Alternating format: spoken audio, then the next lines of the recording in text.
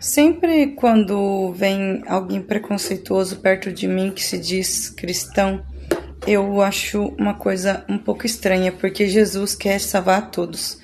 Um dia entrou uma senhora perto de mim dizendo a seguinte frase: eu queria que todos os macumbeiros queimassem e fossem para o inferno. Ela disse que desejava a morte desse tipo de pessoa. Só que aí eu olhei para ela e disse: minha senhora, então a senhora está desejando que eu fosse, porque antes de eu me converter ao cristianismo, né, eu já quis frequentar a Umbanda, e algumas coisas desse tipo, né? Quem me convenceu que a salvação vem somente de Jesus Cristo foi o Espírito Santo, porque assim, quando eu frequentava, tinha algumas coisas que eu comecei a pensar depois, agora mais para frente, né? Mas assim, exemplo, o cristianismo, ele segue uma linha da santidade. O que é santidade? Você lutar contra o pecado.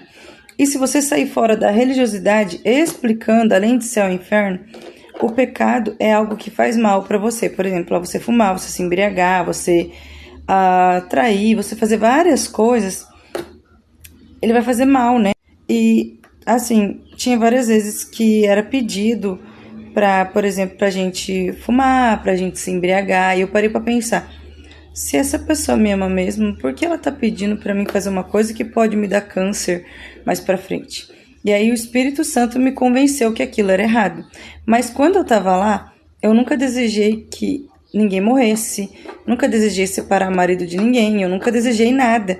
Então existem muitas pessoas que estão lá dentro que elas querem uma força, elas querem se conectar até mesmo com Deus, mas elas não têm conhecimento que somente Jesus Cristo é o caminho, a verdade e a vida para a salvação, ou seja, para o céu, né? Porque Jesus, ele prega a luta contra o pecado. E quando você vive uma vida que não luta contra o pecado, é impossível entrar no céu, porque o céu, ele não vai ter morte, nem choro, nem dor.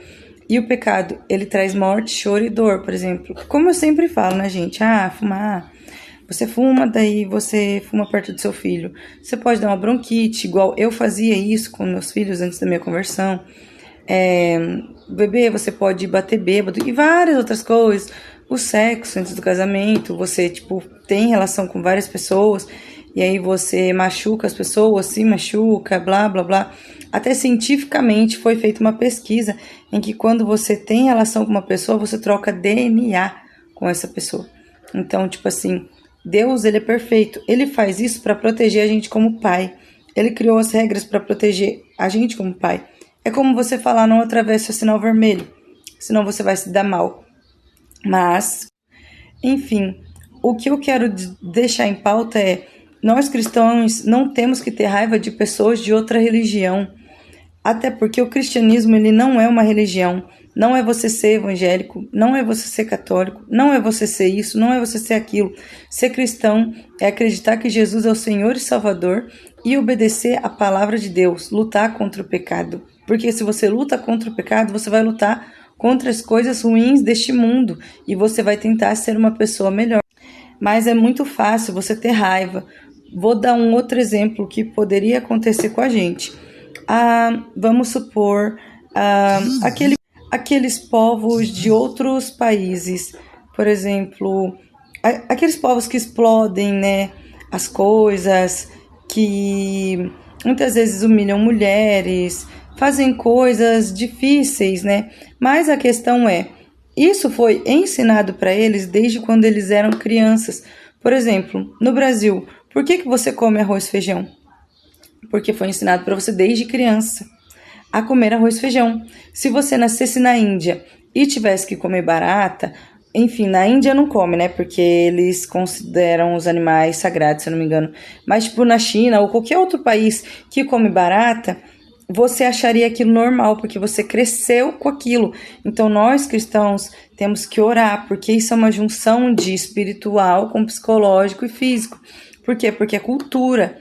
Então, por exemplo, é a mesma coisa que alguém chegar em você hoje e falar que Jesus não é o Senhor e Salvador, sendo que você sabe da verdade. No meu caso, eu não acreditava na Bíblia e a minha visão espiritual foi aberta. Eu vi um mundo espiritual, vi um espírito maligno, né? E eu comecei a acreditar na Bíblia por conta de ver. E assim, teve testemunha, enfim, gente, foi algo que aconteceu.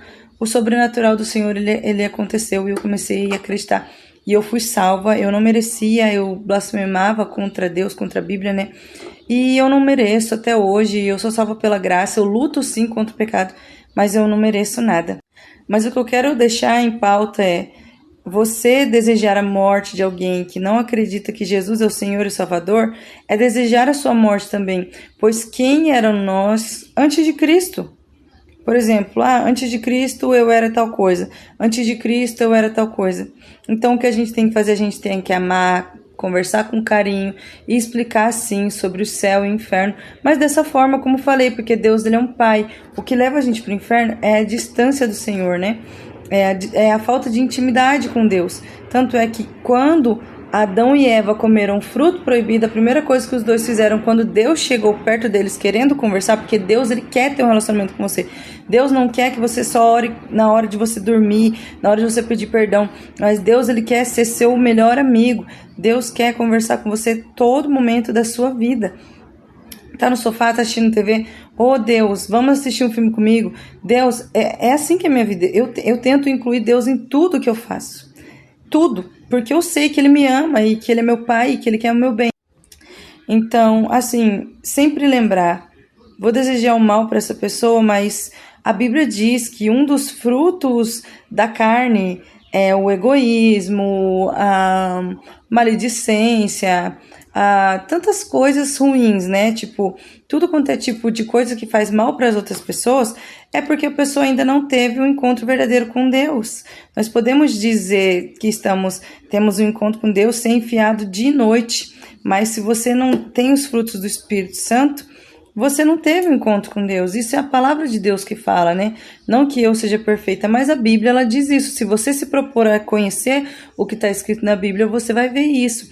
Então, a gente não tem que ter raiva com pessoas de outra religião, a gente não tem que discutir, a gente tem que orar para essas pessoas, pregar com amor e desejar que elas sejam salvas. Mas você desejar que uma pessoa vá para o inferno e seja queimada porque ela não concorda com a sua opinião, será que você está certo?